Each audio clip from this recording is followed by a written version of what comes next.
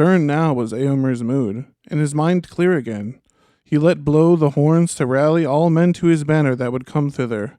For he thought to make a great shield wall at the last, and stand, and fight there on foot till all fell, and do deeds of song on the fields of Pelennor, though no man should be left in the west to remember the last king of the Mark. So he rode to a green hillock, there he set his banner, and the white horse ran rippling in the wind. Out of doubt, out of dark to the day's rising, I came singing in the sun, sword unsheathing. To hope's end I rode, to heart's breaking. Now for wrath, now for ruin, and a red nightfall.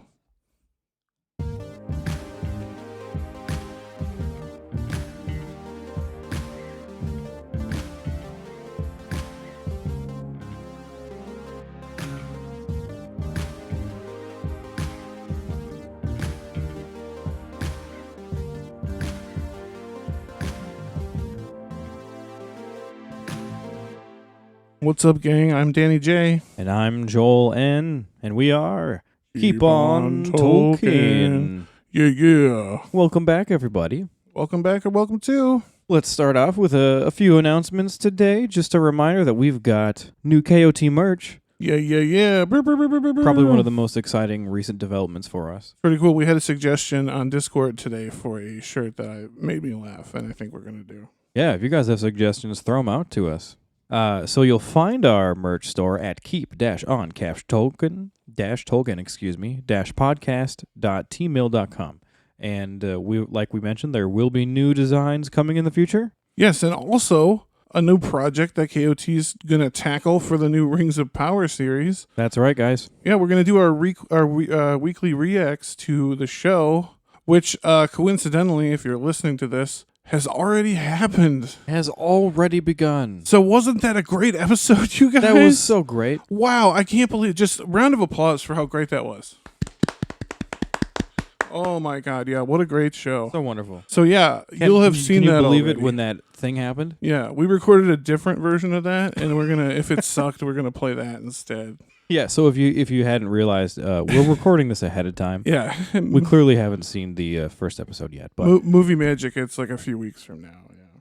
But yes, definitely tune in for our weekly reacts to the Amazon Rings of Power show. I've got to say, I'm really excited about doing this. I think it's going to be really fun. Yeah, super fun. I can't wait for it. Like, regardless of how the show turns out now, I'm excited about getting to do this. Yeah, and these reacts are going to be, we're trying to do this in video, guys. So this is going to be on YouTube or possibly TikTok as well. Yeah, experience it together with us. Yeah. And just a reminder that today, this is also our season finale for season 5. Yeah. We've made it this far, you guys. This is 67 episodes deep. Yeah, 5 seasons. You thought we were going to die a long time ago, didn't you? I wasn't even sure. Yeah, I wasn't sure either. When we first started this, it was just kind of for funsies. I think we've underestimated our ability to talk about shit that most people don't care about, but some people do. All right, well, today's subject, my friends, for episode 67, our season 5 finale, we are going to be talking about the one and only Éomer. Éomer. Sometimes referred to as Éomer Éadig. Éadig, yeah, and I fell in love with Éomer writing this episode, you guys, and I really went ham on it, so I hope you fucking enjoy this. But Éomer is now, I told Joel this the other day, probably ranked in my first stage characters, like how much I like them. He's an amazing character, someone I didn't have as much respect for as I should have prior to this. Yeah. But after reading all of this, I'm absolutely amazed. Like, I've read the stories before, but I forget how awesome he is. Yeah, and that's what's cool about the character profiles is we can really just take out the minor parts that we're kind of throwaway to the main story and examine them and be like, hey, this is important to this character, right? Yeah, and let's do that today for Éomer. Yeah. So briefly, who is Éomer? He's, of course, the nephew of King Theoden of Rohan. Yeah, he's a renowned warrior in Rohan, and he serves as the Third Marshal of the Mark. And he eventually becomes the first king of the third line of Rohan's kings, but more on that later. Yeah, a little more on that later. So let's just start off with some of his names and titles. Of course, we've got Éomer, as many know him. He's also known as the son of Éomed, and also Éadig, as we mentioned earlier. Some people just call him Third Marshal or Third Marshal of the Mark. The King's Heir is another one he bears for a little bit between two events we'll get to. I was about to spoil it. What an idiot. Spoilers, wow. And also just the King of Rohan, they call him that too. Wow, major spoilers. Yeah, that's a major spoiler too, sorry. Also, another fun name, while we're talking about names in Éomer's life. Yeah, his sword's name is Guthvine, which we thought originally was Guthvine, but we found out today it's Guthvine. Yeah, we've been learning a lot about pronunciations recently. Yeah. A lot of things that we thought we were saying right, we've been saying wrong for so long. Mm-hmm. Like Guthvine. Yeah, and Narmakil, we say Narmakil. Yeah, the name, apparently the main issue with the name there is most people pronounce it Guthwine, but it's supposed to be, 3 syllables, right? 3 syllables, yep. Guthvine. Mm-hmm. Yep, and that means battle friend in Rohirric, friend. Yeah, what better friend in battle than your sword? Yeah, no better one than Guthvine. So let's jump into some early life with Éomer. Let's talk about his origins. So Éomer was born to Eomund and Theodwyn, sister of Theoden, in Third Age 2991. Yeah, they also had a younger daughter that everyone will probably remember, Éowyn, born in the year 2995, just 4 years after him. And if you don't remember that younger daughter, Éowyn, see episode 45, Éowyn character profile. Yeah, one of our finer episodes. I think so, too. So let's start by talking a little bit more about Éomer's father, Éomund. Yeah, his name, I love this, it means warhorse protector. Yeah, he was one of the marshals of the Mark, and he's also known as the Lord of Aldburg. Yeah, which is a city in the Eastfold of Rohan. He was a descendant of the youngest son of King Brago, Eofor. That makes him the of the house of Errol, but not the line of kings. Okay, If so you he's keep- of if the you keep in family, track but at home. he's not the king's line. Yeah, but he is the house of Errol. Yeah, so Éomund, he was in charge of defending the horse herds of the east from orc raids. I guess that makes his name much more appropriate now. Right. Yeah, that's why I like it. And he also married Theoden's sister, in the year 2989 of the Third Age. He was eventually killed by orcs in the Emyn Muil in TA 3002. Yeah, now we're getting closer to the War of the Ring times. Mm-hmm. Let's talk a little bit about his mother, Theodwyn. Yeah, so Theodwyn, being the sister of King Theoden and daughter of King Thengel, her name means joy of the people. And she eventually took sick and died shortly after the death of her husband, Éomund, which often happens in Tolkien. I was going to say, I feel like that's a reoccurring happenstance that one partner will die from some tragic thing, and then the other person will just get sick and die. Yep. Yeah, shit happens in real life, too. It's sad. And what makes this even more tragic is this leaves Éomer and Éowyn as orphans. Orphans. Not good. Not a fun life to live. So yeah, being orphaned. In TA 3002, Éomer and his sister were adopted by their uncle, King Theoden, and they moved to Edoras from Aldburg. Yeah, not the worst person to be adopted by, the king. And they were really loved by King Theoden. He loved them as if they were his own children. Yeah, and we covered this in the last week, is because he was such a great fathering figure. He was an amazing father figure. Yeah, if you want to hear more about King Theoden, refer to our last week episode, 66. Fantastic Joel episode about Theoden. Yeah, but Éomer became very close with his cousin Theodred, son of the king. Mm-hmm. And even though they were about 13 years apart, Éomer was 13 years younger. And Éomer, he rose to great prominence in Rohan. He became a great warrior and a leader of men. Yeah, he was named Third Marshal of the Mark by King Theoden in the year 3017. And he was placed in charge of the East Mark just like his father was. Yeah, and he actually kept his home in Aldburg, which is something I didn't know. Yeah, his hometown. Yeah, so he lives there while the War of the Ring is going on. Damn. Yeah. Yeah, apparently it's one of the oldest cities in Rohan, so that's pretty cool. Yeah, pretty sick. Let's get into Éomer and the War of the Ring. Yeah, so this brings up to War of the Ring times, which is where we get most of our information regarding Éomer. Yeah. The first event to entrap Éomer in the War of the Ring drama was when he came across a man of Gondor on his way to Rivendell in the summer of Third Age 3018. Yeah, who could this random guy be? Just out in the wilds, working his way north from Gondor. It's, of course, our boy, who we stand forever. Stand forever. Boromir, son of Denethor. Yeah, Boromir trusted all the men of Rohan, so naturally when he comes across Éomer, he, connects with him, and he actually ends up telling Éomer about his dream. The whole reason he's on this journey. On his quest. It's fucking crazy, yeah. The fact that he would just open up to Éomer like that is insane. Yeah, that shows they had an insane insane trust. Yeah. That friendship between Gondor and Rohan, man. Yeah. And we got an excerpt here, of course, of this dream that we've heard a million times, but it's always fun to hear again. Seek for the sword that was broken. In Imladris it dwells. There shall be counsels taken, stronger than Morgul's spells. There shall be shown a token that doom is near at hand, for Isildur's bane shall waken, and the halfling forth shall stand.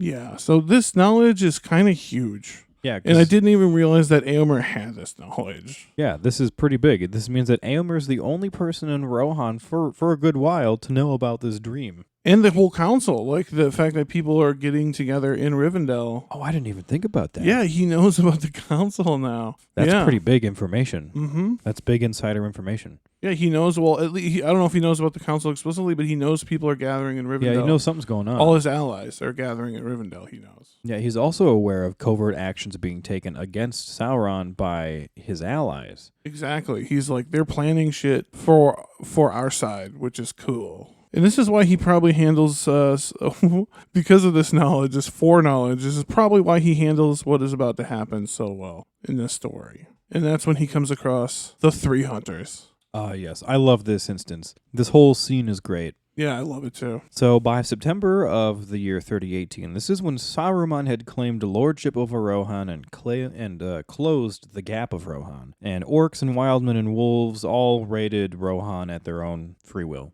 It was a mess. Yeah, and the first time we meet Éomer in the text, The Two Towers, is when they cross paths with Aragorn, Legolas, and Gimli while they're pursuing the band of orcs that took Merry and Pippin captive on February 30th of that magic year, 3019. And guess what? Yeah, guys, I know what you're thinking. There is a February 30th in the Numenorean calendar. See, it didn't occur to me, something about what you read. I looked it up, and they all have 30 days, all the months. And because I was like, do they really have a February 30th, or is this some bullshit here? No, it's true. It didn't occur to me at first when you said that, but now that you pointed out, yeah, even on a leap year they've only got 29. But remember when we were going through our run last time, you mapped out our run with the February 30th in it, and it fucked everything up. Yeah, I messed up our schedule last year. It's true. It's a lot easier to think about months if they're all 30 days. Yeah, exactly. It right. The Numenoreans got it right. Yeah, they got it right in Middle Earth. Yeah, so at the meeting, the hunters and the riders of Rohan, they have some tension. And we've got an excerpt here about this scene. Without a word or a cry, suddenly the riders halted. A thicket of spears were pointed toward the strangers, and some of the horsemen had bow in hand, and their arrows were already fitted to the string. Then rode forward a tall man, taller than all the rest. From his helm, as a crest, a white horsetail flowed. He advanced until the point of his spear was within a foot of Aragorn's breast. Aragorn did not stir. Oh, no, he didn't. No, he didn't. So this is where we're at. We're at the point of a spear. He goes right off the bat. And this is when Éomer asks Aragorn who he is, not knowing, obviously, that he's Aragorn. Yeah, he does say that, however, that he does speak the common tongue in the manner of Boromir of Gondor. Yeah, so Éomer instantly catches that. He hears that and he points it out. And then Aragorn just straight up name drops right away. Aragorn names himself Strider and that they are hunting orcs. And Éomer's confused by their clothes and initially mistakes them for elvish folk at first, because, of course, this is after they were given their gifts of their cloaks in Lothlorien. Yeah. And Éomer says that Aragorn explains to Éomer that they came from Lothlorien and also have the favor of the Lady Galadriel there. Ooh, Éomer doesn't quite like that. He implies that maybe they might be sorcerers or spies. Yeah, they've got some bad stories in Rohan about the Lady of the Wood and her being like a witch or something, essentially. And all of this really pisses off Gimli. Things get even more tense when Gimli tells him he doesn't know shit about the Lady of Lothlorien and threatens him. And we have a... Oh, I'm glad you got this excerpt, Joel. This one's this is Joel's It's excerpt. A fun one. It's a fun one. Here we go. Éomer's eyes blazed, and the men of Rohan murmured angrily and closed in, advancing their spears. I would cut off your head, beard and all, master dwarf, if it stood but a little higher from the ground, said Éomer. He stands not alone, said Legolas, bending his bow and fitting an arrow with hands that moved quicker than sight. You would die before your stroke fell. Éomer raised his sword, and things might have gone ill, but Aragorn sprang between them and raised his hand. Your pardon, Éomer, he cried. When you know more, you will understand why you have angered my companions. Yeah, Aragorn explains that they mean no evil to Rohan and that they are definitely enemies of Sauron. Yeah, he just straight up intervenes and is like, calm down, guys. And he asks Éomer who he serves. And we have an excerpt here about this. I serve only the Lord of the Mark, Theoden, king, son of Thengel, answered Éomer. We do not serve the power of the Black Land far away, but neither are we yet at open war with him. And if you are fleeing from him, then you had best leave this land. There is trouble now on all of our borders, and we are threatened. But we desire only to be free and to live as we have lived, keeping our own, and serving no foreign lord, good or evil. Yeah, this is when Éomer asks Aragorn why they've come all the way to Rohan, and by whose authority they're hunting orcs in the kingdom of Rohan, considering they're not Rohirrim. Yeah, I just love that excerpt, by the way. Like, he's like, we just want to live free. Yeah. And live as we've ever lived. Which we know from our history of this whole run, right? Has been constant warfare. Hopefully, like, that's all that they've ever wanted. That's all ever that since they were the Northmen, ever since they were the Eothai, they've always just kind of wanted to have their lands with their horses. Yep, and they just constantly have to fight. It sucks. So Aragorn says he's here on his own accord and serves no man. And then Aragorn drops his full name and title right here, and he pulls out Anduril to show the sword that was broken. We got a Zerpt here for you.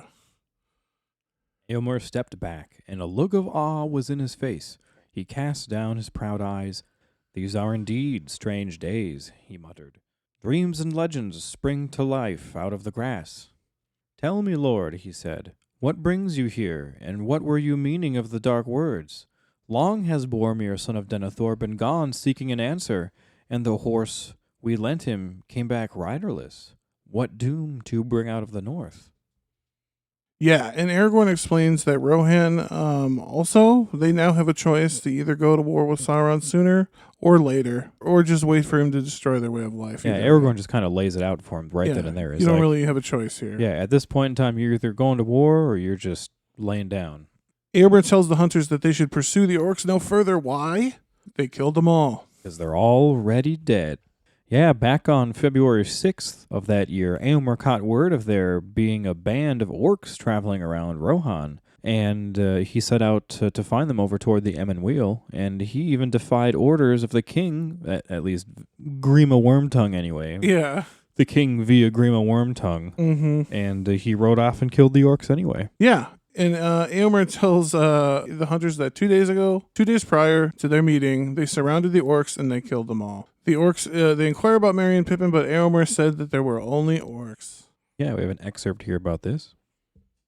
There were no dwarves nor children, said Éomer.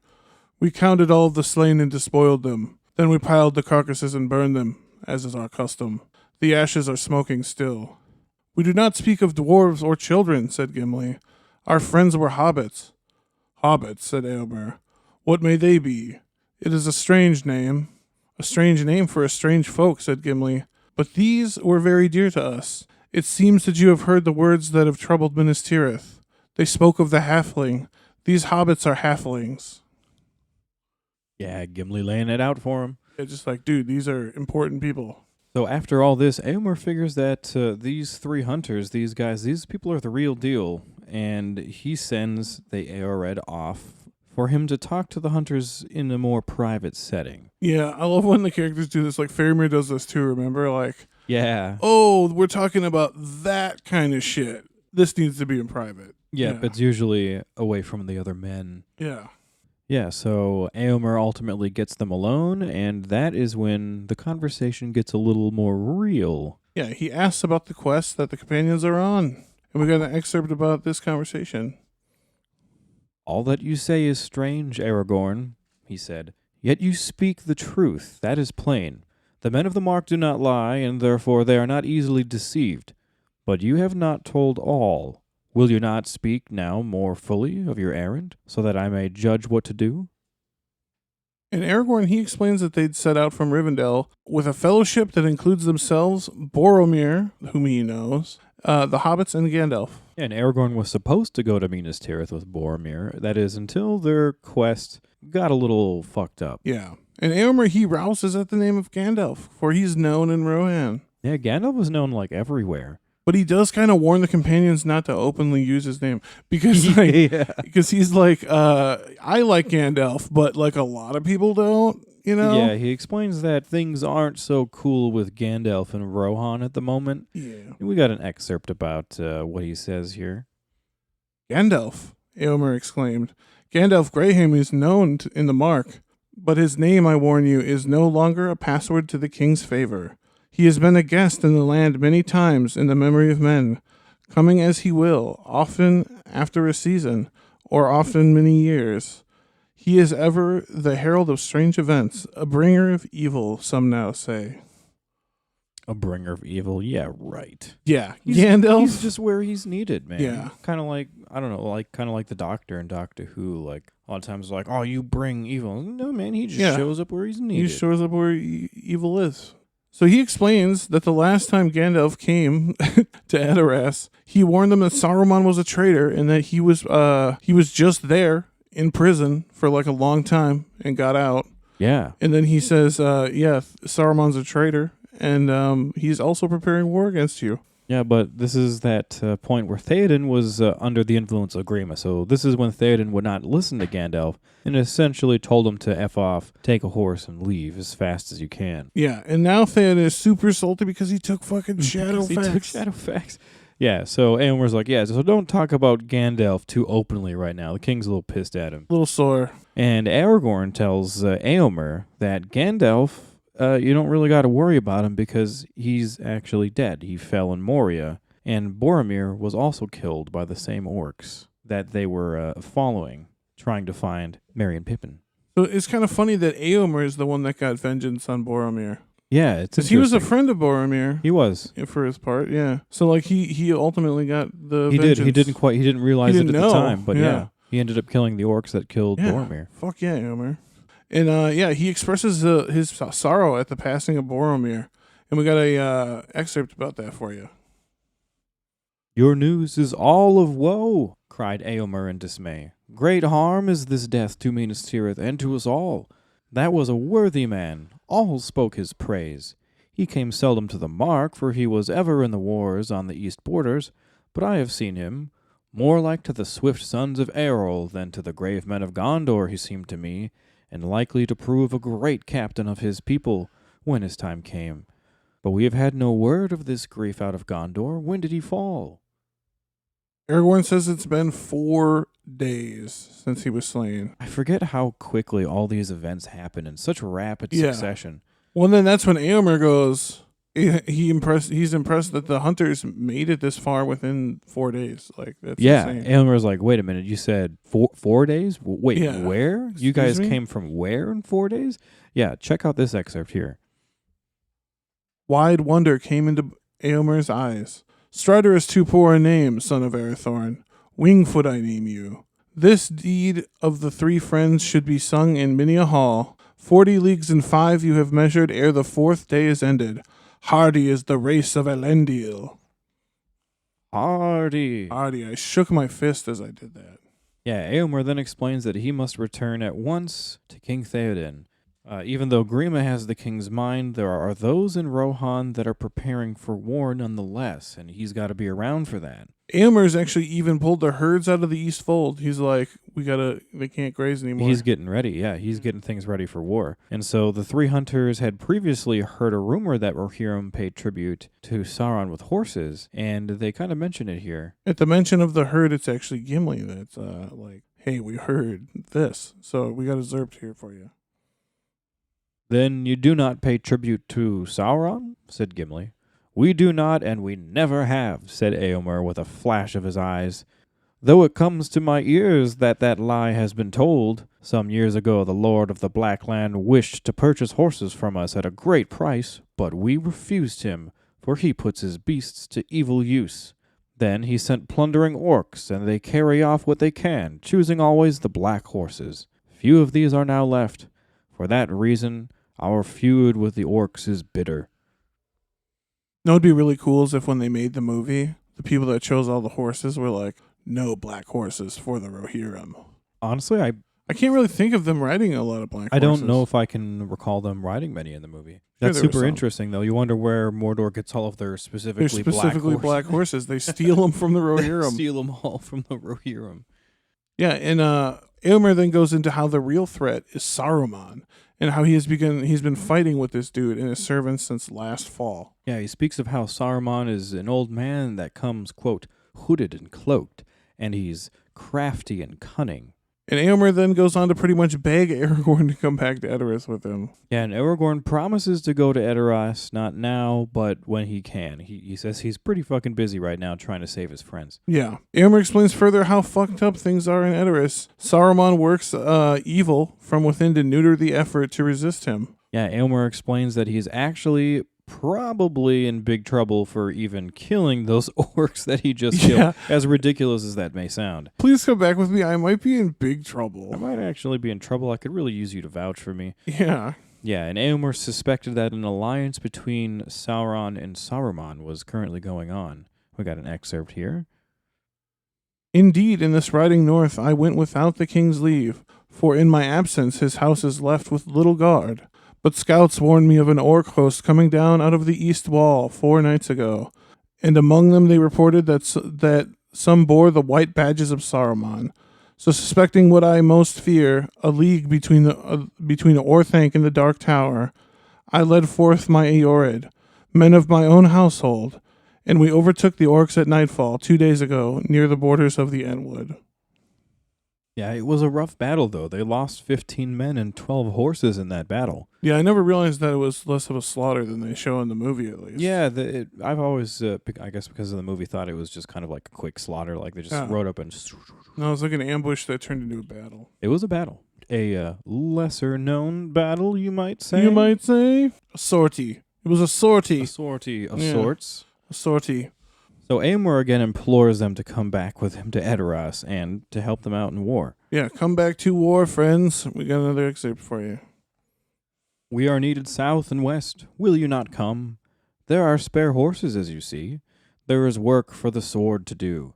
Yes, and we could find a use for Gimli's axe and the bow of Legolas if they will pardon my rash words concerning the Lady of the Wood. I spoke only as all men do in my land, and I would gladly learn better. Aragorn thanks him for his kind words. Éomer is a pretty well-spoken and charming dude. Yeah, but unfortunately Aragorn says that even so, they still cannot abandon their current errand. He will come to Edoras one day, and they will draw swords together. But it is not this day. This day.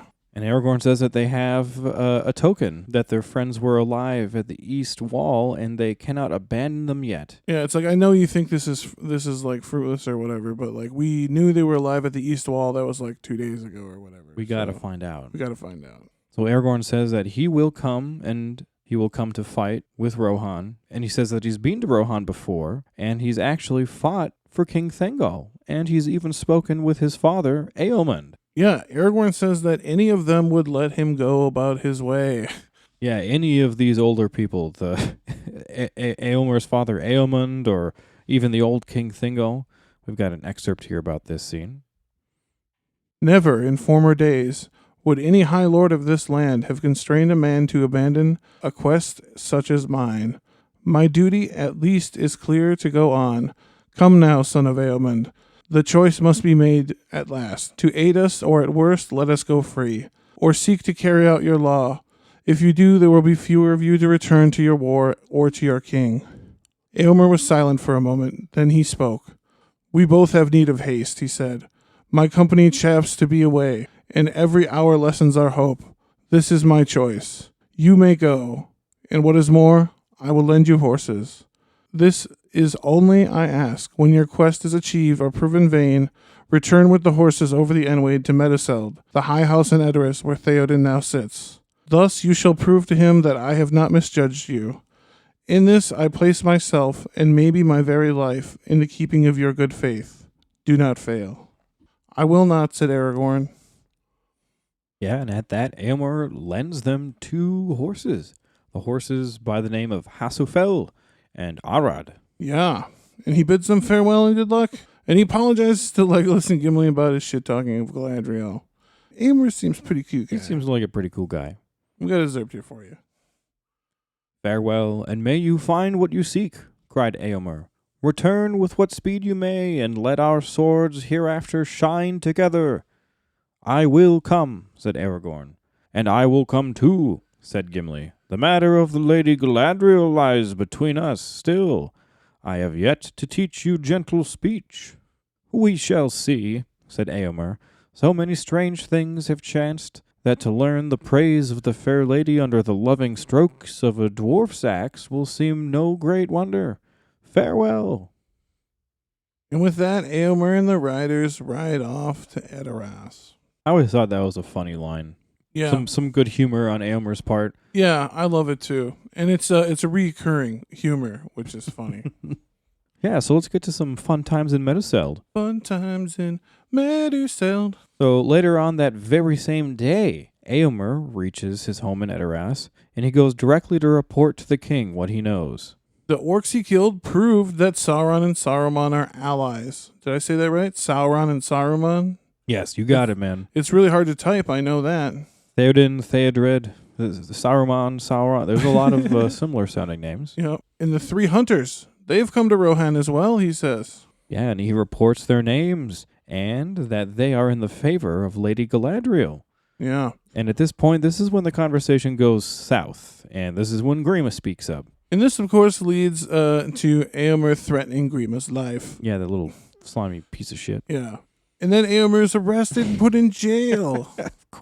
Of course. He couldn't let it slide. And they say he's arrested for letting strangers roam the land freely and for pursuing the orcs that they told him not to. Well, that's pretty dumb, isn't it? Yeah. That's a pretty stupid reason to put him in jail. Only trumped up charges. So Éomer is disarmed and thrown in jail for the next, ultimately, a couple of days. And it's only a couple of days. Why? Because Gandalf's back. Back again. Gandalf's back. Tell a friend.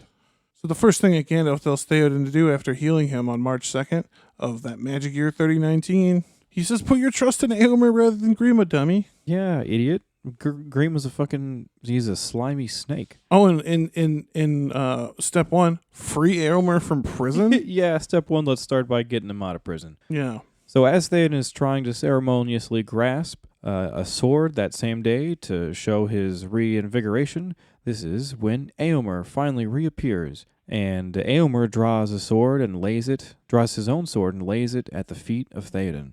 Turns out Hama had released him early and given him his sword. Already. Because he knew, he's like, oh, Gandalf's here, this is going to go fine. I'll let Éomer out. Yeah, he's like, we're just going to go let Éomer out. No. Yeah, good man Hama. Good man Hama. Hewn to pieces before the Hornburg. Not a good way to go. No, not a good way to go. But I love Hama. He's one of those characters that throughout this run, I've gained a lot of respect for Hama. I really like him as a character. He's a House of Errol, too. Mm-hmm. Yeah. Oh, yeah. Yeah, and Hama did that simply because he's the 3rd goddamn marshal of the Mark. Like, Éomer's the 3rd goddamn marshal. Yeah. I mean, we're not going to keep him locked up. He realized what was about to happen. We got an excerpt here.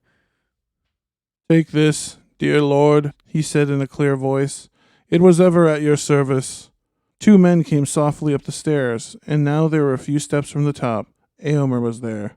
No helm was on his head, no mail was on his breast, but in his hand he held a drawn sword, and as he knelt, he offered the hilt to his master. And Theoden, he takes the sword from Éomer, and he holds it aloft in the air. And he does a Rohirric war cry, calling all to arms. Yeah. And all the men gathered there, begging Theoden to command them. They're like, command us, command us, Lord, command us. And Éomer at this point is just ecstatic at this turn of events, seeing the king back to his old self. Yeah, Theoden is fucking back, y'all. Yeah, just like Gandalf. And Éomer is stoked. Also back, yeah. Éomer's stoked as fuck. Stoked as fuck. And we got an excerpt here for you. West to Theoden, ha! Cried Éomer. It is a joy to us to see you return into your own. Never again shall it be said, Gandalf, that you come only with grief. Never let it be said that you're a piece of shit, man. Yeah, no, you're kind of cool. A lot of people say you're old, ugly, smelly piece of shit, but I think you're pretty cool. Yeah, Gandalf, a lot of people say you really suck and that you bring a lot of bad news. Yeah, but you know what? You're cute. I think you're pretty cool. Yeah, it's kind of funny. Theoden, he's still coming back to his senses. He offers the hunters and Gandalf a meal and a place to sleep. He's like, oh my god, my friends. Yeah, very hospitable. Yeah. Hospitable now that he's back to himself. Yeah, they've been riding for a long time, and they've been walking on foot even before that. So, yeah, they're exhausted. But Aragorn, nonetheless, refuses this generous accommodation. And he says that they must all ride out today. Today. Yeah, check out this excerpt. Nay, Lord, said Aragorn, there is no rest for the weary. The men of Rohan must ride forth today, and we will ride with them, axe, sword, and bow. We did not bring them to rest them against your wall, Lord of the Mark, and I promised Éomer that my sword and his should be drawn together. Now indeed there is hope of victory, said Éomer. Yes, Éomer notices, and he sees that now finally someone is trying to get the king to go to war. And now, who but... Not wait, now. Yeah, and who but the fucking king of the Dunedain? Right. Like, what the shit? These are like our ultimate allies. Like, sweet. Yeah. If you ever needed inspiration, this is it right here. A fellow fucking king. So naturally, Theoden agrees. And furthermore, he says that he will himself ride to war, given his old age. Isn't he 70 now? 71, I 71. think. Yeah. Yeah, that's pretty old. Yeah, and he decides also to put Éowyn in charge of Edoras. Yeah, a good decision. She is of the house of Errol, and she's loved by all the people of Rohan. And you know who suggests it? Hama. Good man Hama. Good man Hama. God damn it. Lesser known hero. Hama has become one of my new favorite characters. He's he's got the greatest judgment calls. Yeah, he's great. Coming in right at the right time. Mm-hmm. So Theoden eventually gets his sword back from Grima also, because as you may remember from back in the Theoden episode, Grima was holding on to his sword for him. He was hoarding it in the chest. Yeah, like a little piece of shit. No, the sword is in the chest. Don't hurt me. So this is also when Theoden offers Grima his option, either redeem himself by riding to war or, run off to Saruman. And of course, Grima, as we know, decides to split and he spits at the king and he runs off to join Saruman. Doesn't he run off with a hiss too? Yeah, he hisses. Yes. Yeah. Hisses and spits, yep. Like a cobra. Like a fucking cobra. Like the snake that he is. So after this sad, stupid little scene here, this is when Theoden and the boys, they have a quick meal, and then they fully muster the troops and get ready to go. They arm up, and they depart from Edoras, and they ride to Helm's Deep. Mm-hmm. You know what sucks is I bet you can't eat a very big meal before you ride a horse. No, because you're going to be like hopping up and down. It's kind of like, I wonder if like horseback riding, similar rules apply to like swimming in a pool, Mm-hmm, yeah. Don't eat too much before. Just wait a couple hours. Wait a couple hours. Wait for it to chill. So we're arming up and we're going from Edoras to ride to Helm's Deep. Let's get into full muster of the Rohirrim. Yeah, so when the troops are fully mustered, Éomer, trying to make amends with his new friend Gimli, offers to have him ride with him up on his horse named Firefoot. Another very cool horse name. They got a lot of really cool horse names. Yeah, they do. They know how to name horses and swords for real. Yeah, they do. But Gimli once again brings up their words about Lady Galadriel. He says that one day perhaps Éomer will see Lady Galadriel with his own eyes, and he will be sorry for his words, or their friendship will be over. Here's a Zerpt. So be it, said Éomer. But until that time, pardon me, and in a token of pardon, ride with me, I beg. Gandalf will be at the head with the Lord of the Mark, but Firefoot, my horse, will bear us both, if you will. I thank you indeed, said Gimli, greatly pleased. I will gladly go with you, if Legolas, my comrade, may ride beside us. It shall be so, said Éomer, Legolas upon my left and Aragorn upon my right, and none will dare to stand before us.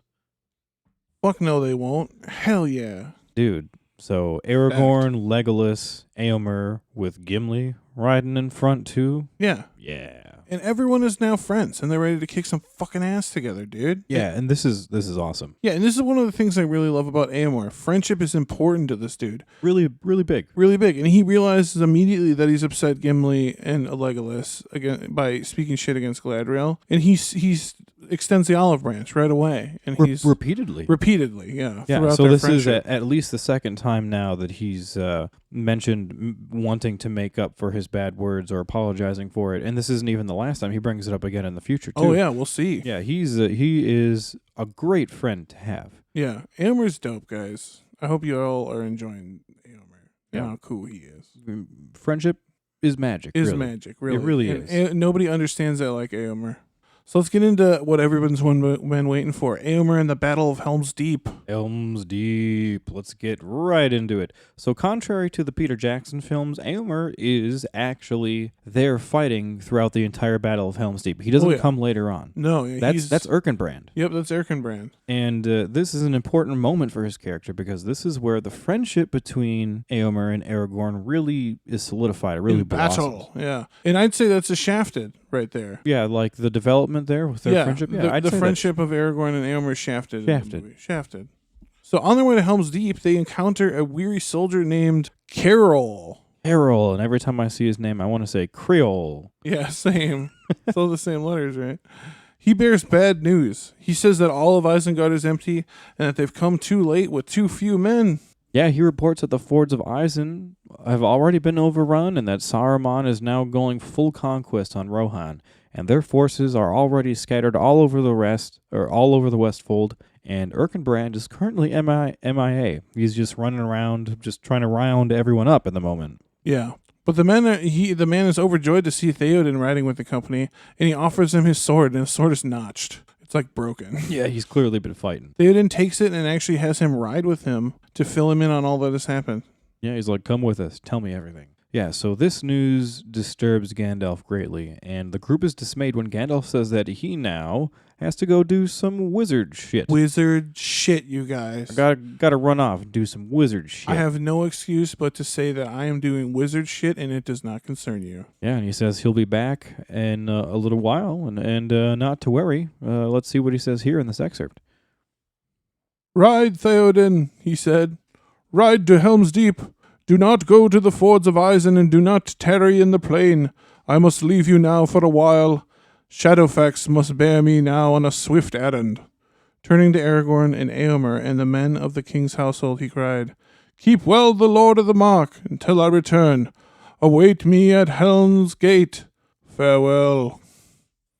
And this brings us right up to the Battle of Helm's Deep, which takes place on the night of March 3rd of that year, 3019. Yeah, the defenders of Helm's Deep are super stoked that the king and Éomer are here to help because they thought they were going to be all by themselves. Yeah, it's a real morale boost. Yeah, real morale boost. Real rallying cry. It's great. Yeah, they tell them to get in here and prepare for a siege.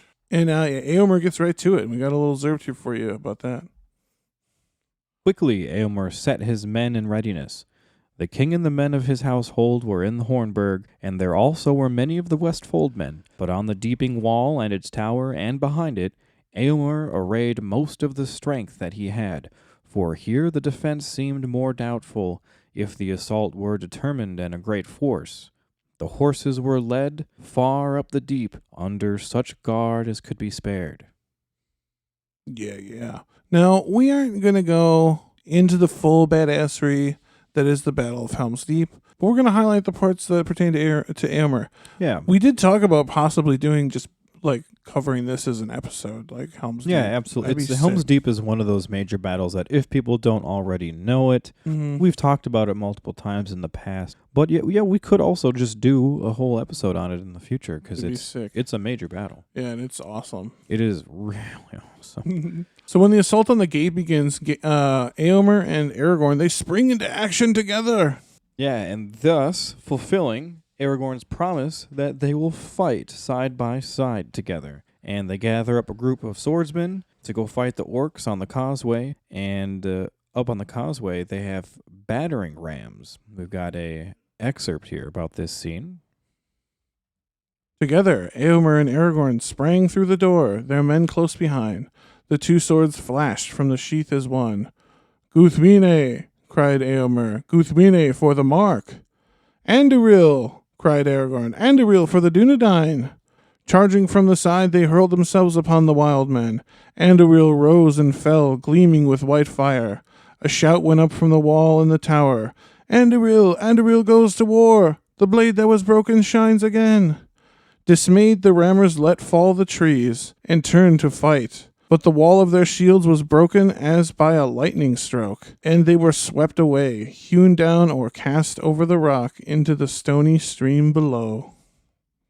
Yeah, I always forget that Aragorn's sword actually shines. It Shines with the sun and moon. with the sun and moon. Yeah. Yeah. The only, as far as we know, here on KOT, the only blade that is not of elven make that glows. Does that, yeah. Narcilla did that originally, and so does Anduril. Very cool. Very cool. Yeah. So at one point during the battle, Gimli and Éomer also solidified their friendship. Yeah, and this is what this outline is all about, guys, is Friendship. solidifying friendship, and that friendship is magic. Everything that I will ever write in my life has to do with friendship is magic, you Friendship guys. is magic. Camaraderie, my friends. Yes, that's That's all we really, have. that's such a heavy just theme throughout all of Tolkien's work, especially Yeah. The Lord of the Rings, is camaraderie and friendship. Yeah, it's all we have, guys. It's all we have.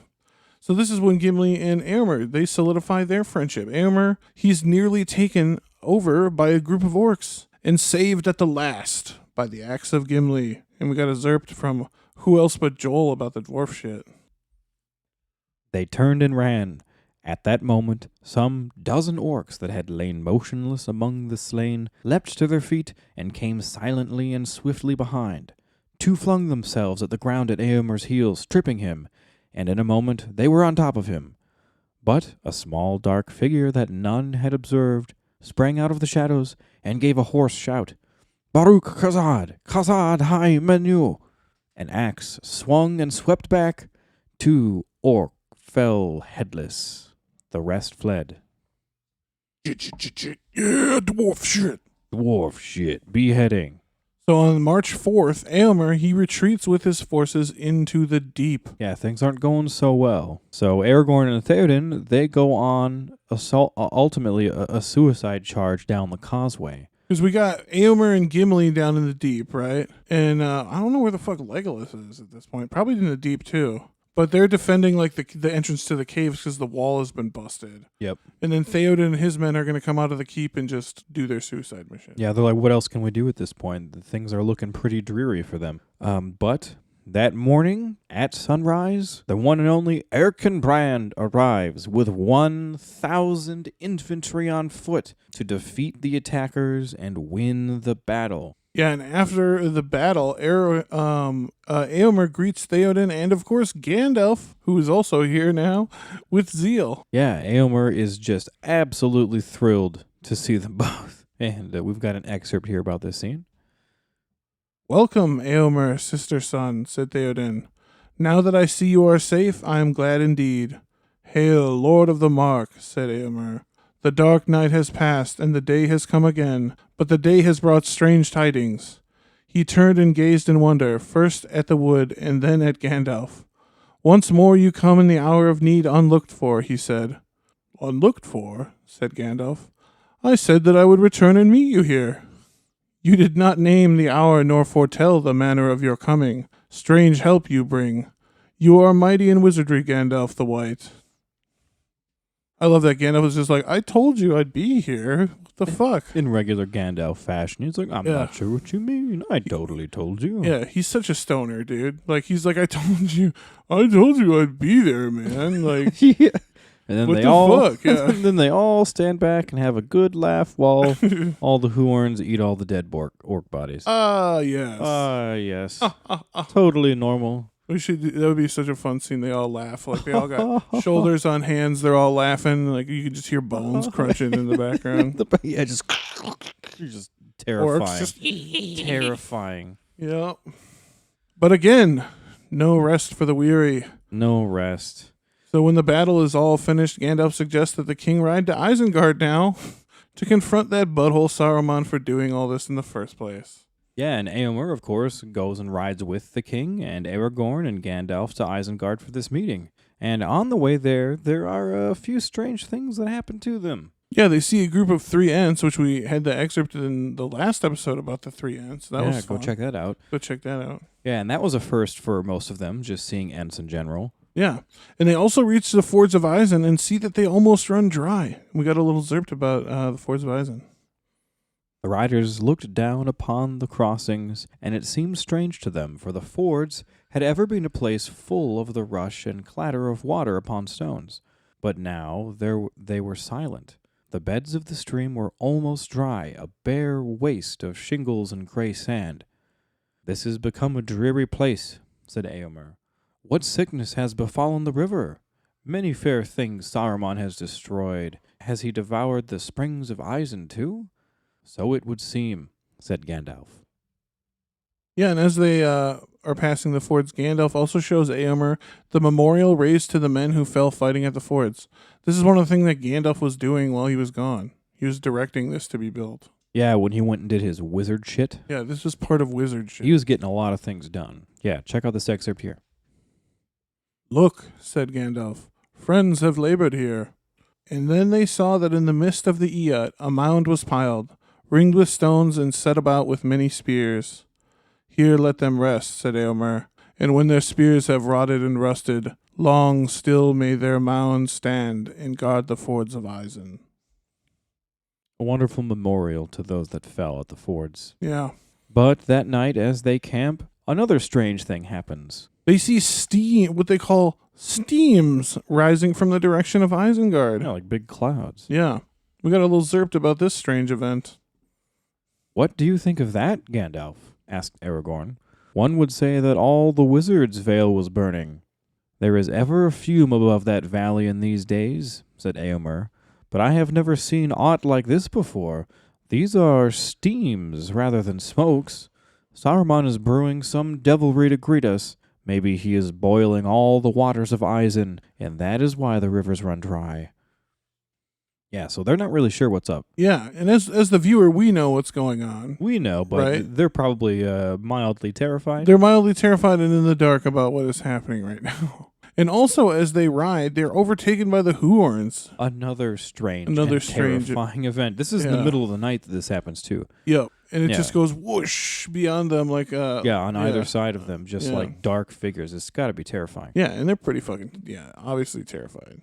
And also, as they camp there in the middle of the night, there's also a loud rush of water, and the fords begin flowing freely again. Yeah. We've got an excerpt about this. "The king and his company slept no more that night, but they saw and heard no other strange thing, save one. The voice of the river beside them suddenly awoke. There was a rush of water hurrying down among the stones, and when it passed, the Isen flowed and bubbled in its bed again, as it had ever done." Yeah, so then Éomer witnessed the meeting with Saruman in Isengard, where he tried to use the power of his voice to persuade Theoden into being allies again. This was an interesting scene. Yeah, I love this scene. So it's such a great dialogue in this scene. We covered this scene in last week's episode as well. Mm-hmm. This is more what happens to Éomer at the time.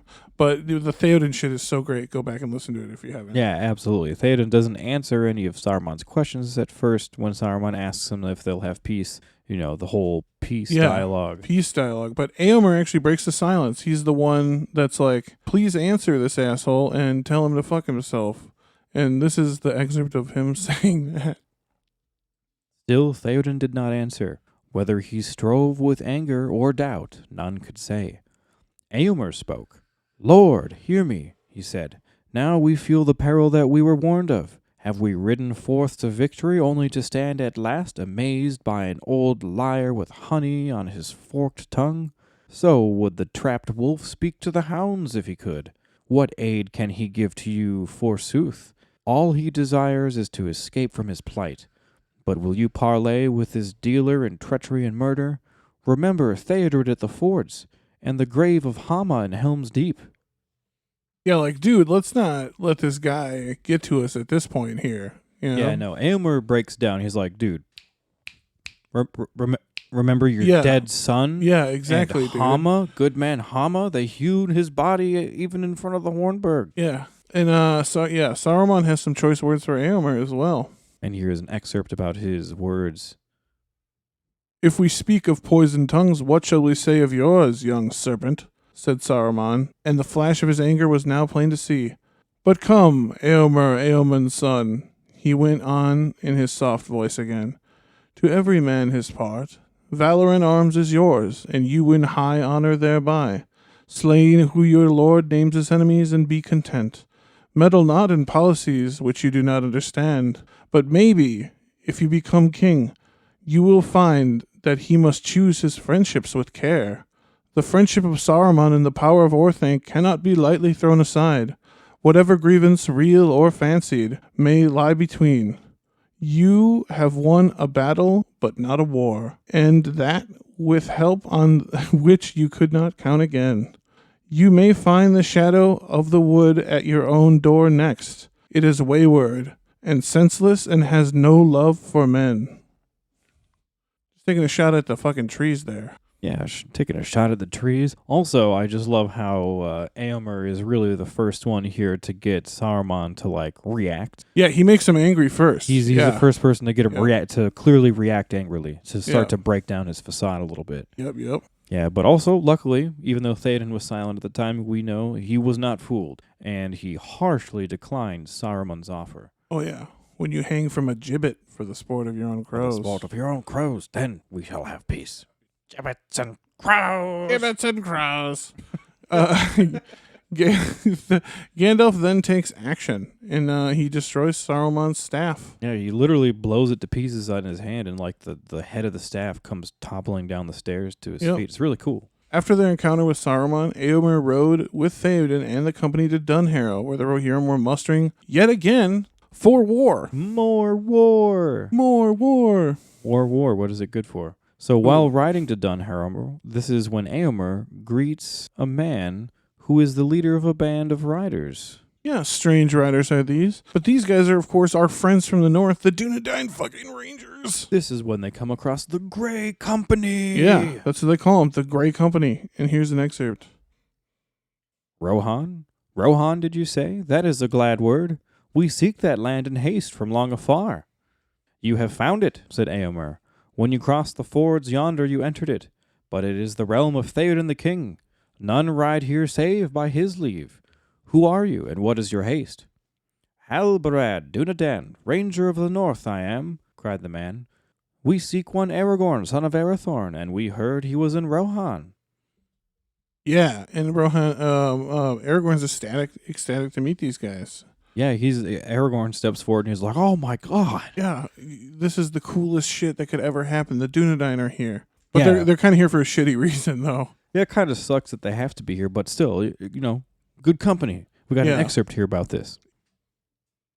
Alas, Aragorn, my friend, said Éomer, I had hoped that we should ride to war together. But if you seek the paths of the dead, then our parting is come, and it is likely that we shall ever meet again under the sun. That road I will take nonetheless, said Aragorn. But I say to you, Éomer, that in battle we may yet meet again, though all the host of Mordor should stand between. Yeah, Éomer was seriously worried that Aragorn might die while taking the paths of the dead. Straight up. But he still nonetheless kept faith that this would not be the way his friend was going to die, and this wouldn't be his fate. No, Aragorn would never go out that way. He's a good friend. He had faith in his friend Aragorn. Yeah, because friendship is magic. Friendship is magic, guys. So while at Dunharrow, this is where Éomer was also reunited with his sister Éowyn and Merry Brandybuck. It's a little fun little reuniting at Dunharrow here. Yeah. But on March 9th, Hirgon, a messenger from Gondor, arrives with the red friggin' arrow. Yeah, that famous symbol of the alliance of Rohan and Gondor. And Gondor calls for aid! Gondor calls for aid! I guess in the movies they did the beacons, but here was the arrow. Yeah. King Theoden decides to answer the call of war, and we got a Zerpt here. Then call the heralds, Éomer, said Theoden. Let the riders be marshalled. Éomer went out, and presently the trumpets rang in the hold, and were answered by many others from below, but the voices no longer sounded clear and brave as they had seemed to Merry the night before. Yeah, and on March 10th, Theoden asks Éomer to muster all the riders that they have gathered so far, and that's about 6,000 riders, and they set out for Minas Tirith. Yeah, that's a hell of a ride. And the massive array of riders, they rode right on by the Druidan forest, and this is where they met the native people known as the Woses. The Woses, yeah. And their chieftain, of course, is shafted Hanbury Han. Hanbury Han. We love Hanbury. We do. We stand him. And he agrees to lead the Rohirrim on a secret road to Minas Tirith, the Stonewain Valley Road, right? Yeah, and this was essential so that they could avoid a more or less an ambush that was on their road ahead. Yeah. I love how the Númenóreans were so cool that they built shit that like the Gondorians have now forgot about. Yeah, that's how long ago this shit was. There's so much history. So the Rohirrim eventually reach Gondor on March 15th. And just before they reach the Pelennor, scouts come up to inform them that they have found the body of a messenger bearing the red arrow. Yeah, they couldn't tell if this is Hirgon because his head was hewn off. But this tells Theoden that Gondor has no idea they are coming. Yeah, the messenger never made it back to Gondor to let them know that, yes, the Rohirrim agreed to come. Yeah. So now they have no idea. Gondor thinks that they're all on their own. Little do they know. Little do they know, at dawn, the Rohirrim reach Pelennor Fields, and they charge the enemy ranks. Éomer led the first Eored, but he slew many foes. Yeah, he just killing them. He just came in hot. Here's a quick zert. Éomer, my son, you lead the first Eored, said Theoden, and it shall go behind the king's banner in the center. It's happening. Yeah, Éomer's riding shotgun with fucking Theoden. Right with the king, right in the thick of it. So the ride of the Rohirrim is not only glorious, but also absolutely devastating to their enemies. Unfortunately, King Theoden is soon mortally wounded by the Witch King. Yeah, as we know, that terrible confrontation. And King Theoden's last request was that Éomer now be named King of Rohan. Yeah, we had a good excerpt in the Theoden episode about that. Again, these are kind of sister episodes, guys. They are really sister episodes. And just the whole scene with Éomer and Theoden is really sad. And it's almost more tragic because Theoden never finds out that he was saved by Éowyn. No, never knew it. Never knew that she was so nearby. But at this scene here with King Theoden, Éomer recites some verses and then addresses his men. But then, as he looks and he's looking through the slain and he's remembering their names, he beholds something horrible. The lifeless body of his sister Éowyn lay upon the ground. Yeah, and this is when Éomer absolutely loses his shit. Yeah, and he literally starts the death chant, if you remember that from the movie. Mm-hmm. And then he blazes across the battlefield, absolutely going berserk. And here is what he says right before he does that. We got an excerpt here. Mourn not overmuch, mighty was the fallen, met was his ending. When his mound is raised, women then shall weep. War now calls us. Yet he himself wept as he spoke. Let his knights remain here, he said, and bear his body in honor from the field, lest the battle ride over it. Yea, and all these other of the king's men that lie here. And he looked at the slain, recalling their names. Then, suddenly, he beheld his sister Éowyn as she lay, and he knew her.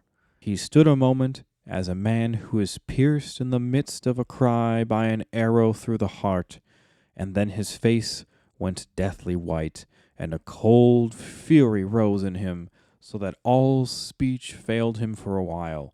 A fey mood took him. Éowyn, Éowyn, he cried at last. Éowyn, how come you here? What madness or devilry is this? Death, death, death, death take us all. Then without taking counsel or waiting for the approach of the men of the city, he spurred headlong back to the front of the great host and blew a horn and cried aloud for the onset. Over the field rang his clear voice, calling, Death! Ride, ride to ruin and the world's ending! Yeah, that was berserker mode right there. Yeah, he lost it. Yeah, it's such a moving scene because it's like the love of. Could you imagine that? You don't think you're gonna see somebody there and then they're like dead. You're like his loved one is they're dead on the battlefield. Yeah, and some of you may have noticed a few lines of that quote were actually given to Theoden in the movies. Theoden in the film, yeah. The death chant and the ride. Right to ruining the world's ending, right? Yep. Mm-hmm. Yeah, so unfortunately it seemed to the Rohirrim that the enemy was bound to win the Battle of Pelennor Fields at this point. Sauron's forces were massive and included trolls, orcs, Easterlings, and Haradrim. Yeah, just devastating, and they were getting pretty well hurt. But however, at this moment, Éomer spotted the Corsairs sailing up the River Anduin. Yeah, and this is when he really comes out of his berserker mode here for a second. He regroups himself and he prepares to make a last stand. He gathers his men and puts the banner of Theoden upon a green little hill thing, and he cites more verses. Yeah, he thinks this is about to really be the end now. We have an excerpt here.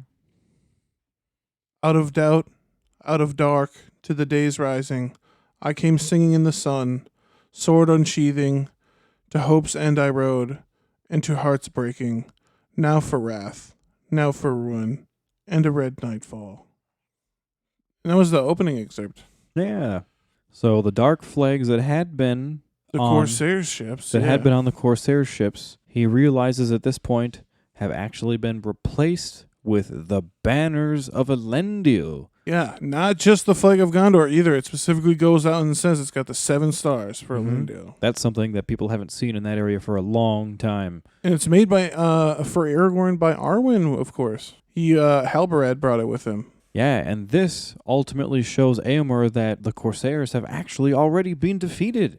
Yeah, sure as shit. Sure enough, Aragorn and the Grey Company emerged from the ships and they slew orcs as they went. Yeah, the tides of the battle begin to turn, finally in the favor of Gondor and Rohan. We got a sweet, sweet excerpt here for you. For once more, lust of battle was on him, and he was still unscathed, and he was young, and he was king, the lord of a fell people. And lo, even as he laughed at the despair, he looked out again on the black ships, and he lifted up his sword to defy them. And then wonder took him, and a great joy, and he cast his sword up in the sunlight, and sang as he caught it, and all eyes followed his gaze, and behold, upon the foremost ship a great standard broke, and the winds displayed it as she turned towards Harland. There flowed a white tree, and that was for Gondor. But 7 stars were about it, and a high crown above it, and the sign of Elendil that no lord had borne for years beyond count. And the stars flamed in the sunlight, for they were wrought of gems by Arwen, daughter of Elrond, and the crown was brought in the morning, for it was wrought of mithril and gold. Sounds like a gorgeous scene. Yeah, that scene is amazing. I love it so much. Like just throwing up the sword and catching it, and singing as you catch it. Doesn't Errol the Young do that at the when he swears his oath? Doesn't he throw a sword up and catch it? Oh yeah, you're right. I never realized that. Yeah, it must be a Rohirrim thing. Yeah, I wonder if that was sort of a nod to that moment. Yeah. Yeah, so Éomer and Aragorn are overjoyed to see one another as Éomer tosses his sword and he sings, and together they unite the free peoples under a banner, and now the battle is won. And we have an excerpt here. So at length Éomer and Aragorn met in the midst of battle, and they leaned on their swords and looked on one another, and were glad. Thus we meet again, though all the hosts of Mordor lay between us, said Aragorn. Did I not say so at the Hornburg? So you spoke, said Éomer, but hope oft deceives, and I knew not then that you were a man foresighted, for twice blessed is help unlooked for, and never was a meeting of friends more joyful. And they clasped hand in hand, nor indeed more timely, said Éomer. You come none too soon, my friend. Much loss and sorrow has befallen us. Then let us avenge it ere we speak of it, said Aragorn, and they rode back to the battle together. Yeah, what a meeting. What an epic meeting of friends. It's like that meme with the 2 muscly fucking arms, you know? Yeah. Just like, let's fucking do this, bro. You know, this meeting reminds me a little bit of the meeting of Huor and... Oh, yeah, when Huor and Turgon... Turgon. And also his brother Fingon also meet. Yeah. And all four of them meet in the battle of Unnumbered Tears. Unnumbered Tears. Yeah, it's a cool little moment where it's like, "Hey, friend, never thought I'd see you again." Yeah, they meet in the midst of terrible circumstances on the battlefield when you need your bestest friend beside you. Yeah. Yeah, very cool. Very cool. And so ends the Battle of Pelennor Fields. Yeah. The day has been won. One of the most intense battles of the Third Age. Maybe we should do an episode about that one too. Maybe. Yeah. So let's get into some Houses of Healing action. Yeah, so as men were bringing bodies to be buried, Imrahil noticed that the body of a woman, namely a woman named Éowyn, was in fact not dead, and he ordered her to be brought to the Houses of Healing.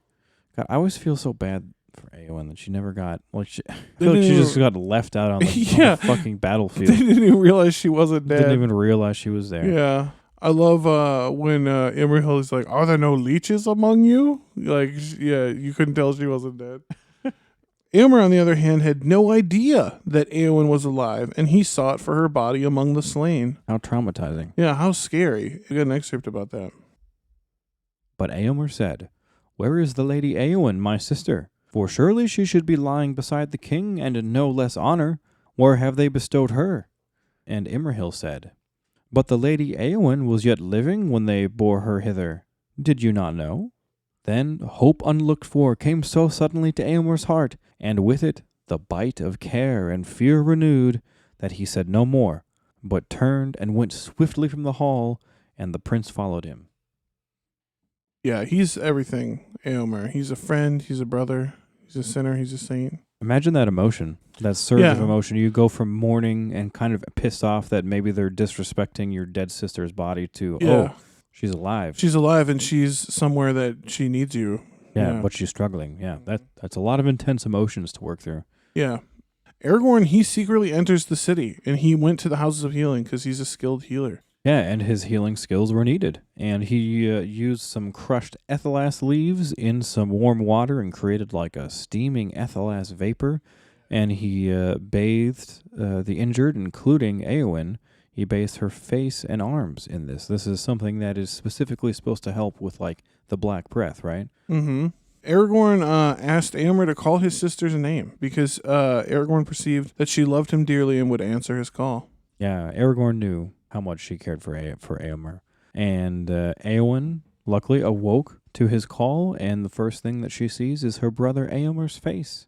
And Éomer smiled at her with pleasure, and we have an excerpt about this scene here. "Awake, Éowyn, lady of Rohan," said Aragorn again, and he took her right hand in his, and felt it warm with life returning. "Awake, the shadow is gone, and all darkness is washed clean." Then he laid her hand in Éomer's and stepped away. "Call her," he said, and he passed silently from the chamber. "Éowyn, Éowyn," cried Éomer amidst his tears. But she opened her eyes and said, "Éomer, what joy is this? For they said you were slain." "Nay, but that was only the dark voices in my dream. How long have I been dreaming?" "Not long, my sister," said Éomer, "but think no more on it."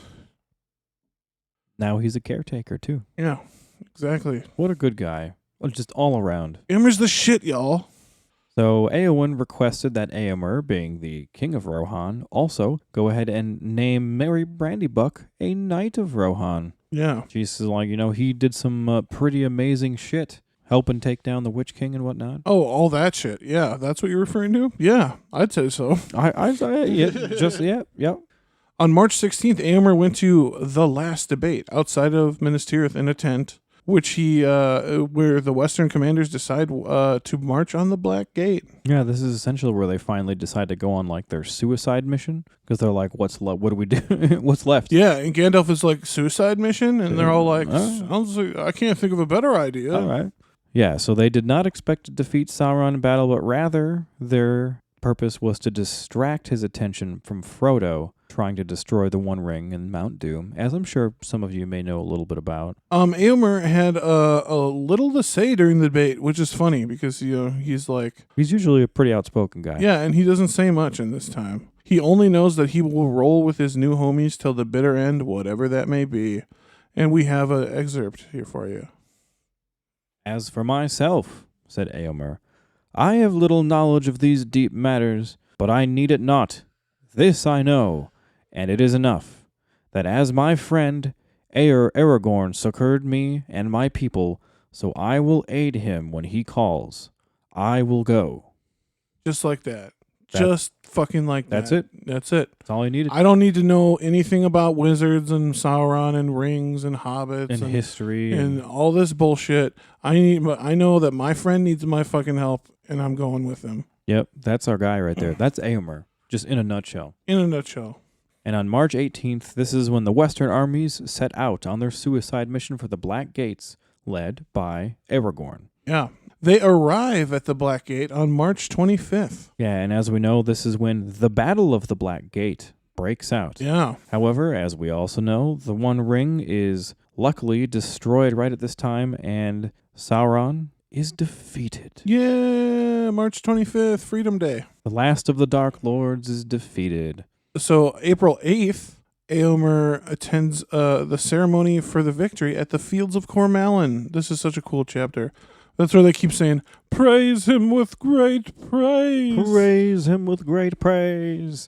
Yeah, so on May 1st, this is when he goes and witnesses the coronation of Aragorn, the new High King of the reunited Kingdom of Gondor and Arnor. We've got a beautiful excerpt here. And last of all, Aragorn greeted Éomer of Rohan, and they embraced, and Aragorn said, between us there can be no word of giving or taking, nor of reward, for we are brethren. In happy hour did Errol ride from the north, and never had any league of people been more blessed, so that neither has ever failed the other, nor shall ever fail. Now as you know, we have laid Theoden the Renowned in a tomb in the hollows, and there he shall lie forever among the kings of Gondor, if you will. Or if you desire, we will come to Rohan and bring him back to rest with his own people. And Éomer answered, since the day when you rose before me out of the green grass of the downs, I have loved you, and that love shall not fail. But now I must depart for a while to my own realm, where there is much to heal and set in order. But as for the fallen, when all is made ready, we will return for him. But here let him sleep a while. Yeah, give the poor man some rest, even in death. Give him a little time. No, I love that. Just like first, ever since I saw you in the grass. Yeah, ever since you rose out of the grass. I knew we were going to be homies, yeah. I knew from that basically. moment we would be homies for life. Shit, who's this guy? Yeah. We're going to be homies. We're going to be homies for life. So on May 8th, this is when Éomer and his sister Éowyn return to Edoras. And in that same year, on July 18th, this is when Éomer returns to Minas Tirith to retrieve Theoden's body to bring him home amongst his people. Yeah, this is also when Aragorn meets Galadriel and Arwen. When Éomer meets... Oh, I'm sorry. What did I say? Aragorn. Wow. No, he met them a while ago. A while ago. Éomer has also, at this time, met Galadriel and Arwen. Yeah, and after this meeting, this is when Éomer promptly apologizes to Gimli for speaking ill of Galadriel. See? He brought it up again. He really wanted to hammer this. He wanted to bury this fucking hatchet. He's a real homie. Yeah, and he does it in a kind of like funny way too, which is like a real homie thing. He's got a sense of humor. Yeah, we got an excerpt here about this this humorous stuff. In 3 days, as the king had said, Éomer of Rohan came riding to the city, and with him an Eored of the fairest knights of the Mark. He was welcomed. And when they sat all at the table in Merethrond, the great hall of feasts, he beheld the beauty of the ladies that he saw, and was filled with great wonder. And before he went to his rest, he sent for Gimli the dwarf, and he said to him, Gimli, Gloin's son, have you your axe ready? Nay, lord, said Gimli, but I can fetch it if there be need. You shall judge, said Éomer, for there are certain rash words concerning the Lady of the Golden Wood that lie still between us, and now I have seen her with my eyes. Well, lord, said Gimli, and what say you now? Alas, said Éomer, I will not say that she is the fairest lady that lives.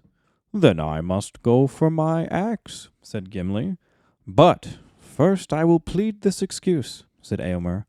Had I seen her in other company, I would have said all that you could wish. But now I will put Queen Arwen Evenstar first, and I am ready to do battle on my own part with any who deny me.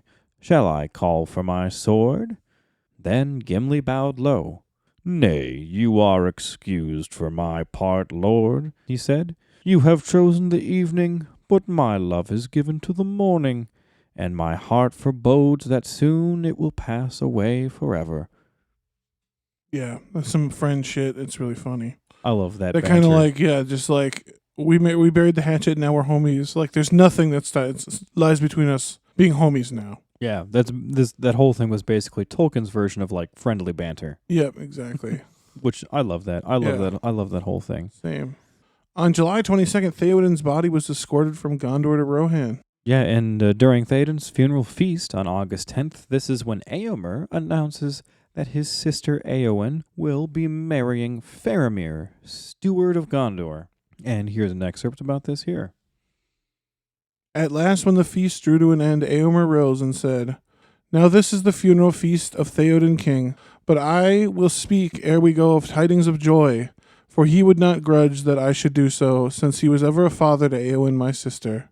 Hear then all my guests, fair folk of many realms, such have never before been gathered in this hall. Faramir, steward of Gondor and prince of Ithilien, asked that Éowyn, lady of Rohan, should be his wife, and she grants it full willing. Therefore they shall be troth-plighted before you all." And Faramir and Éowyn stood forth and set hand in hand, and all there drank to them and were glad.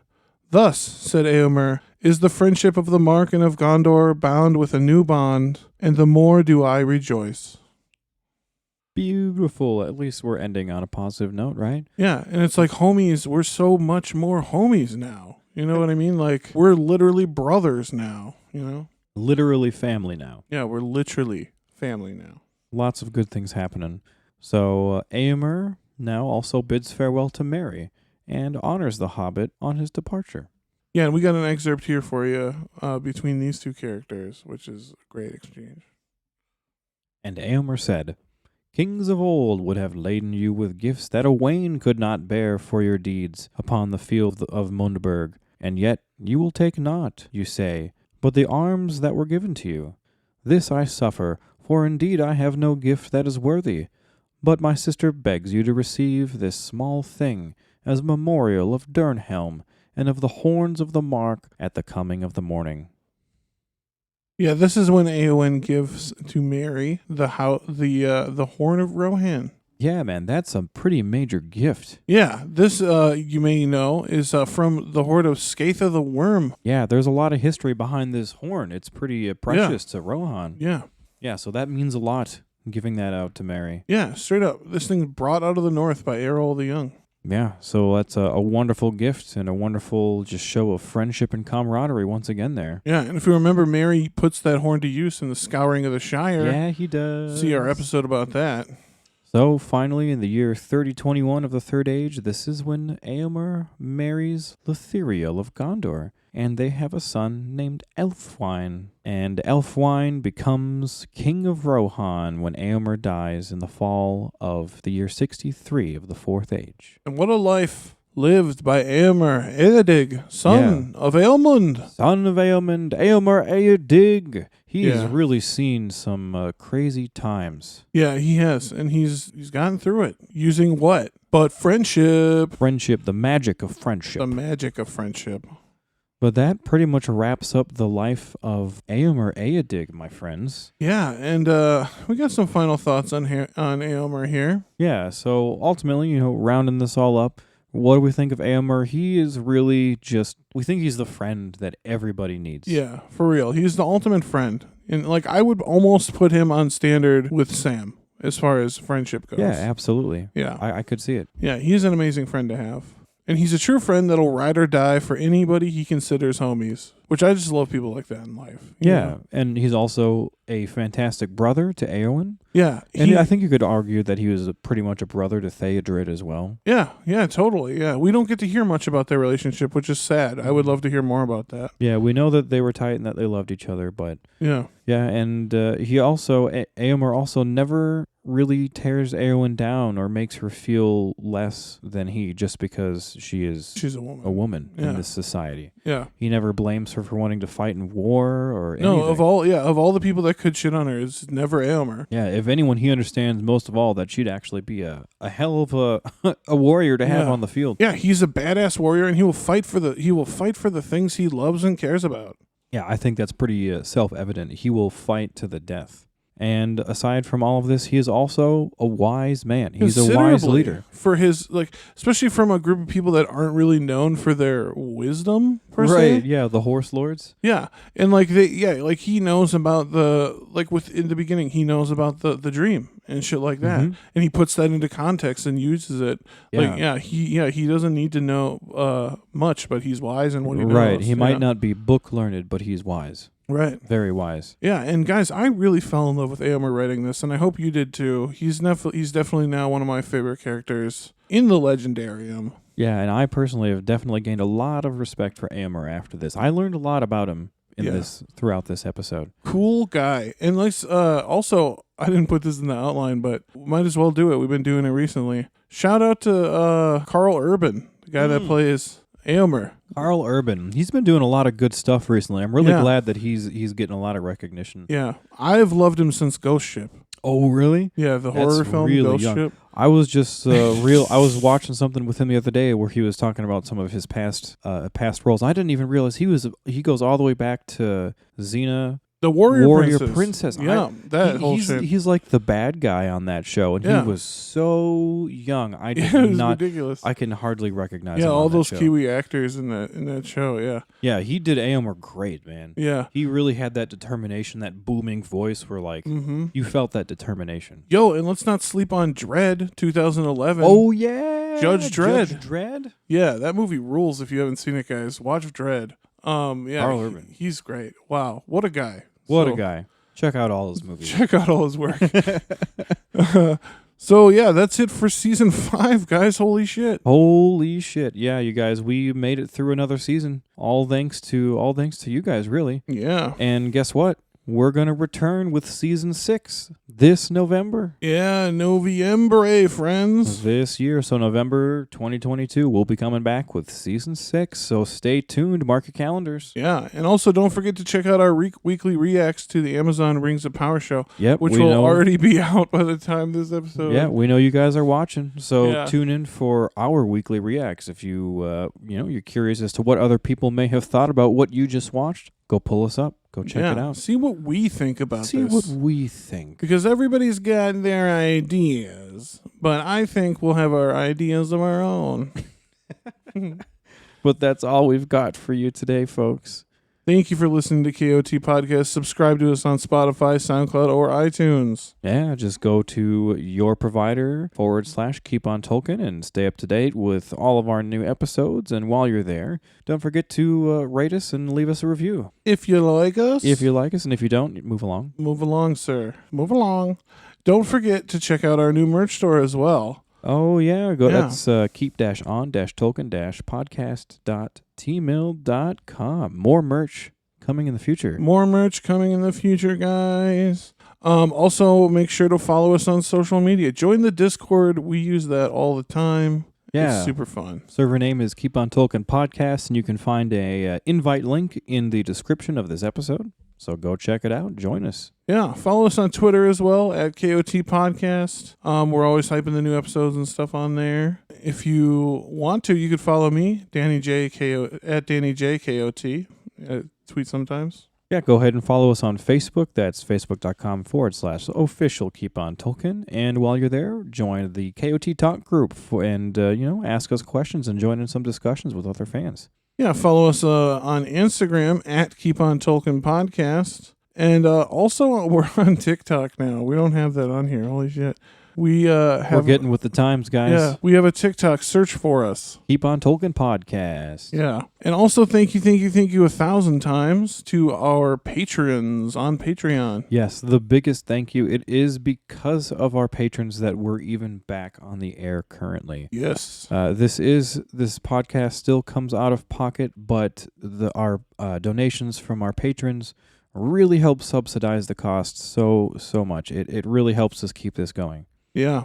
And that's just a donation to help us bring you great content at the same level of quality. And subscribing can also unlock some exclusive content, which we're hoping to add to soon. Yes, more content More coming. content. It's been a while, but like Joel's getting into sound editing now, so we might, we might be able to do some more. Oh, we're on this. We're on it. But yes, and also you can cancel your subscription at any time and set your own value. That's what Patreon's good for. But if that's not really your speed and you're looking for a one-time donation, that's cool too. Absolutely. Shoot us an email or a message on social media, and we will make it happen. We have PayPal and all kinds of things. Yeah, one-time donations are absolutely accepted. We just appreciate anything so much. Thank you all. So much. But that's all we've got today, folks.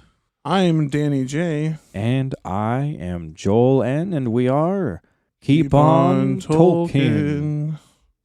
Aure and Tuluba.